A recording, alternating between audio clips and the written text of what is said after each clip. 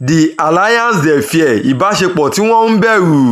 ṣé nígbà tí ọ̀rọ̀ rí báyìí tí àwọn alùsùnà wàlìjàmá, àwọn Muslim Brotherhood, àwọn Salafiyya tí wọ́n ní dandan sẹ̀ under fìtì Sultan of Sokoto la gbọ́dọ̀ wà.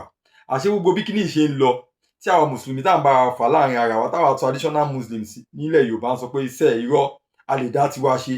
àṣé àwọn oníṣẹ̀ṣe àṣé wọ́n ń study wa.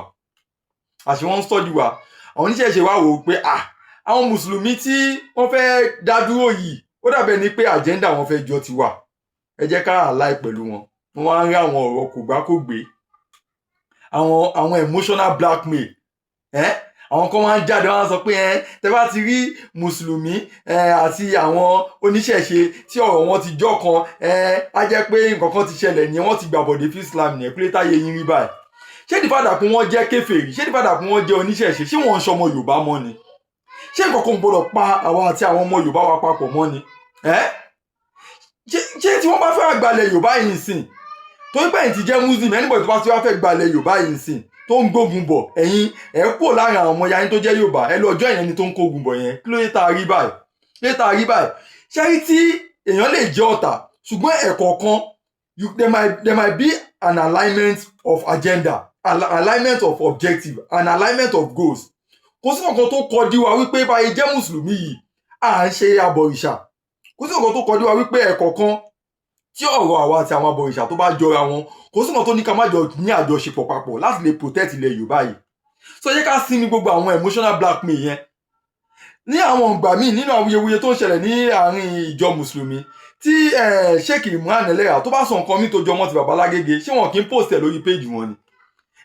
ṣé àwọn ọgbà mọ̀ọ́mọ̀ nígbà tó lo ìṣẹ̀mí ayé títí ẹ̀ ṣé kò ní ìbáṣepọ̀ pẹ̀lú aṣáàrí treaty of Hudaybiyah tó jẹ́ wípé kí ni ànábì ní treaty, ó ní ìbáṣepọ̀ pẹ̀lú àwọn abọ̀rìṣà wípé kí ni àwa àti yín o based on this condition àníjọ bára wa jà o tí àgbọ̀yé kò bá ti jọ wà.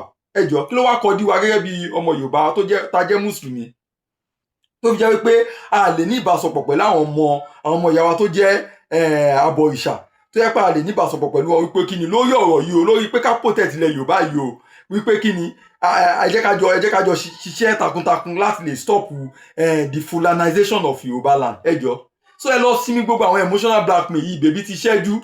gbogbo ẹ̀ṣẹ̀ tí èèyàn bá ṣe níbi ọ̀rọ̀ ẹ̀sìn Ọlọ́run wà lókè tó yẹ pé ó máa dájọ́ yàn, ṣùgbọ́n ká máa blackmail ara wa wípé tí wọn gbọ́dọ̀ rí mùsùlùmí. ṣé tó bá pé ọmọ abọ̀rìṣà kan ló fẹ́ fún mi ní ṣẹ́ǹsì ló fẹ́ jẹ́ káyé máa dúró dè wọ mùsùlùmí tó yẹ pé o rí mi bóyá mo kú àbí mi ò kú, máa dúró dè alignment gbọ́dọ̀ wà. kó yẹn ò kọ́ di Islam tí mò ń ṣe, ìyẹn ò ní pé kí n má rí àlejò náà wọ̀.